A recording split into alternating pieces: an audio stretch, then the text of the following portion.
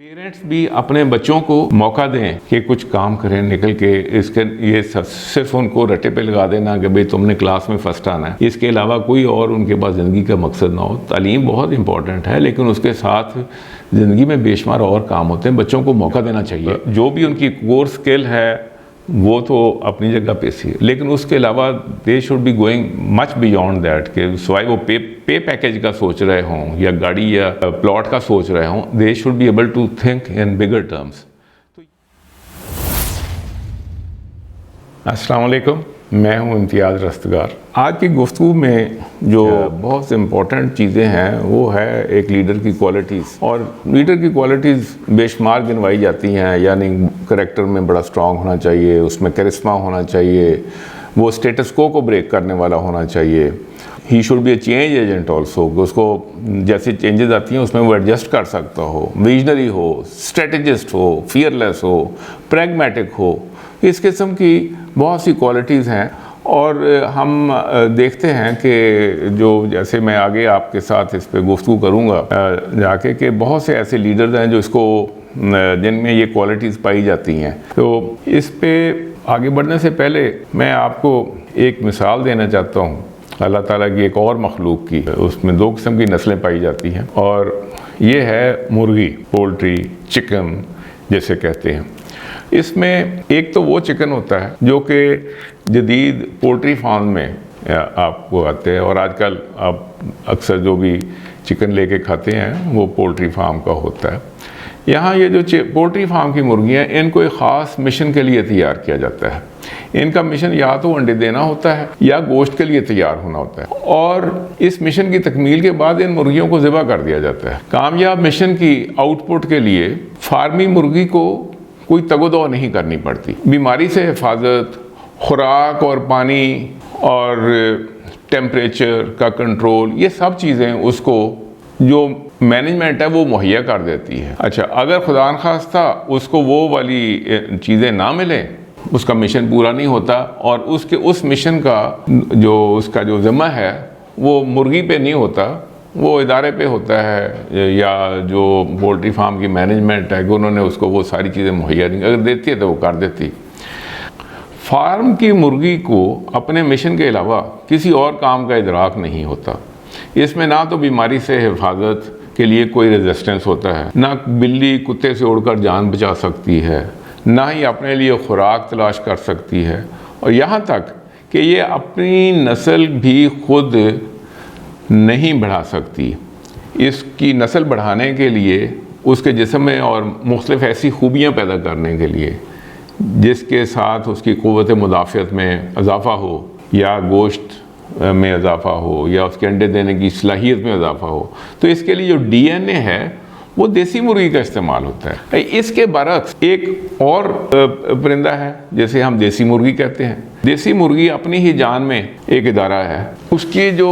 Characteristics ہیں، خد و خال ہیں، وہ اتنے انٹرسٹنگ ہیں کہ لیکن کیونکہ وہ اکثر سامنے نظر نہیں آتی، تو ہماری بھی نظروں سے یہ خد و خال اوجھل ہوتے جا رہے ہیں. یہ دیسی مرغی غلاظت کے ڈھیروں سے اپنی خوراک تلاش کر لیتی ہے، اور اس کو بیماری نہیں لگتی. خود ہی اپنی افزائش نسل کا بھی بندوبست کر لیتی ہے، انڈا دینے کے لیے خود جگہ کا بندوبست کر لیتی ہے، اور انڈوں کو جمع کر کے ان کو سینچنے کے لیے جگہ بھی منتخب کرتی ہے، اس کے لیے جگہ بناتی بھی ہے، اور اس کے اوپر پھر بیٹھ کر اپنے ہی جسم کی گرمی کے ساتھ ان کو سینچتی بھی ہے. اور اس کے ساتھ جس وقت اندر انڈے میں بچہ تیار ہو جاتا ہے تو اس کو پتہ ہے کہ کس وقت یہ بچہ تیار ہوا ہے، اس میں انڈے میں کس جگہ پہ اس نے چونچ مار کے اس بچے کو باہر نکالنا ہے، اور اس طریقے سے ایک ایک کر کے سارے بچے وہ باہر نکال لیتی ہے. اس کے بعد وہ ایک ماں کے روپ میں آ جاتی ہے، اور ماں کے روپ میں وہ مختلف ان کو بچوں کو کھانا سکھاتی ہے، خوراک تلاش کرنا سکھاتی ہے، ان کو لے کے باہر جاتی ہے، بچے اس کے پیچھے پیچھے قطار میں چل رہے ہوتے ہیں، اور پھر ان کی ٹریننگ کرتی ہے، اور کرتے کرتے پھر ان کو اپنی خوراک اور خود انحصاری پہ اس کو لگانا شروع کر دیتی ہے. اس ٹائم میں وہ ایک ٹرینر کا روپ دھار چکی ہوتی ہے، لیکن اس کے ساتھ یہ ہوتا ہے کہ ایک ماں ہے اور اس کے اندر ایک اپنے بچوں کی حفاظت کا جذبہ ہے. اس جذبے کے تحت یہ اپنے بچوں کو سانپ سے یا کسی پرندے سے یا کسی بلی کتے سے بچانے کے لیے اتنا ایک خوفناک قسم کے محافظ کا روپ دھار لیتی ہے کہ حیران کن اس کا بیہیویئر ہوتا ہے کہ وہ مرغی جو کہ عام حالات میں اگر اس پہ حملہ ہو جائے تو وہ اڑ کے درخت پہ چلی جاتی ہے، وہی اپنے بچوں کے دشمن کے ساتھ وہ نبرد آزما ہو جاتی ہے۔ پھر ایسے ہی بچوں کو اندھیرا ہوتا ہے تو واپس گھر لے کے آتی ہے، ان کی جو جہاں ان کی رہائش کی جگہ ہوتی ہے اس میں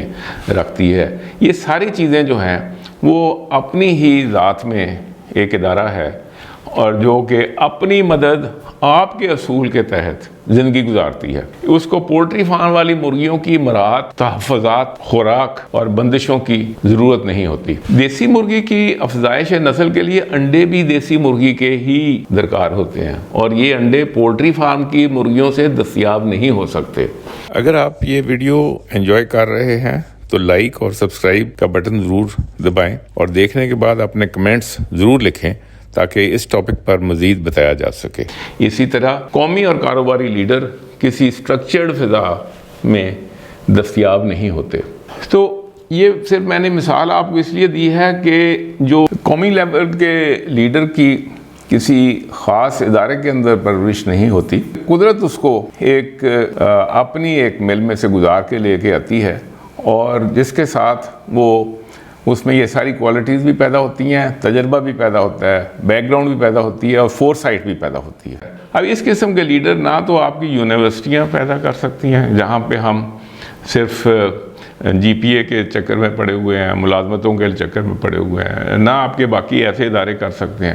اس کے لیے ایک خاص فضا اور ایک خاص سوچ کے لوگ اور ایک خاص طریقے سے تیار کیے ہوئے لوگوں کی ضرورت ہوتی ہے اور ان کو ایک خاص فضا میں تیار کیا جا سکتا ہے۔ ان کا جو تاریخ اور جغرافیہ کے ساتھ تعلق ہے، ان کا اپنے وطن کی جو جڑیں ہیں ان کے ساتھ کیا تعلق ہے اور ان کے اندر جو جذبہ ہے وہ کیسا ہے۔ یہ جتنی گفتگو ہم نے کی ہے کہ کیسی کوالٹیز ہونی چاہیے لیڈر میں اور کیسی وہ چکی میں سے پس کے آتا ہے، اس کے ساتھ اگر آپ اب دیکھیں کہ موجودہ زندگی میں پرانی ہسٹری میں بہت بڑے بڑے لیڈرز پیدا ہوئے ہیں، لیکن ہمارے موجودہ زمانے میں جو لیڈرز جن کو ہم دیکھ سکتے ہیں جنہوں نے دنیا کو چینج کیا اور حالات پہ بھی قابو پایا اور بہت آڈز کے اگینسٹ ایسے کام کیے جو کہ نارمل آدمی سوچ نہیں سکتا تھا کہ وہ ہوں گے۔ آپ محمد علی جناح صاحب کو دیکھ لیں، ابراہم لنکن کو دیکھ لیں، جون آف آرک کو دیکھ لیں، یہ اوپرا ونفری ہے، highest paid star, Martin Luther King Junior, Nelson Mandela کو دیکھا ہے اور وہ دیکھیں کہ کس سخت مشکلات میں سے نکلا، لیکن اس کے بعد وہ دنیا کے اوپر اپنی ایک چھاپ لگا کے گیا ہے اور اس کی جو گفتگو ہے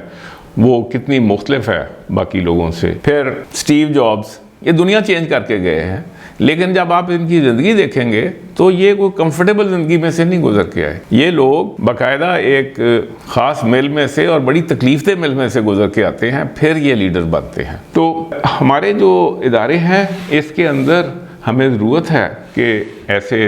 اسٹوڈنٹس کو نرچر کریں، آپ کے ڈیبیٹنگ کلبز ہوں، آپ کریٹیکل تھنکنگ کرنے کے قابل لوگ آپ کے پاس ہوں اور ایسے لوگ ہوں جنہوں نے کہ اپنی زندگی انڈیپینڈنٹلی گزاری ہو اور اس کے اندر جو مشکلیں صعوبتیں ان کے راستے میں آئیں ان کو انہوں نے برداشت کیا ہو، تو اس میں سے نکل کے لوگ آتے ہیں، پھر نیشنل لیول کے لیڈرز بنتے ہیں، تھاٹ لیڈرز بنتے ہیں۔ تو اٹس ویری امپورٹنٹ کہ پیرنٹس بھی اپنے بچوں کو موقع دیں کہ کچھ کام کریں نکل کے، اس کے یہ صرف ان کو رٹے پہ لگا دینا کہ بھئی تم نے کلاس میں فرسٹ آنا ہے، اس کے علاوہ کوئی اور ان کے پاس زندگی کا مقصد نہ ہو۔ تعلیم بہت امپورٹنٹ ہے لیکن اس کے ساتھ زندگی میں بے شمار اور کام ہوتے ہیں۔ بچوں کو موقع دینا چاہیے کہ وہ ایک ہمہ گیر قسم کی ان کے اندر گروتھ ہو اور وہ جس وقت بڑے ہوں تو بیلنس قسم کے لوگ نکلیں، ان کے پیچھے اپنا جو کلچر ہے، اپنے جو قومی اور تاریخ ہے اس کا ان کو ادراک ہونا چاہیے، ان کا جو بھی ان کی کور سکل ہے وہ تو اپنی جگہ پہ سی، لیکن اس کے علاوہ they should be going much beyond that, کہ سوائے وہ پے پیکیج کا سوچ رہے ہوں یا گاڑی یا پلاٹ کا سوچ رہے ہوں، they should be able to think in bigger terms. تو یہ چند چیزیں ہیں جو کہ توجہ میں رکھنے والی ہیں، پیرنٹس کے لیے بھی، ٹیچرز کے لیے بھی، جو موجودہ اکنامک اور نیشنل پلانرز ہیں ان کے لیے بھی کہ آپ جب باقی چیزوں پہ انویسٹ کر رہے ہیں تو اس چیز میں بھی انویسٹ کریں کہ آپ کے پاس پولیٹیکل لیڈرز کیسے ہونے چاہیے، آپ کے پاس business leaders and captains of industry کیسے ہونے چاہیے. تو ان لوگوں کو جب تک ہم نرچر نہیں کریں گے تو ہم ایک اسٹیبل طور پہ ایک انٹرنیشنل کمیونٹی پہ ایک قوم کے طور پہ ہم کھڑے نہیں ہو سکیں گے. بہت شکریہ. اللہ حافظ.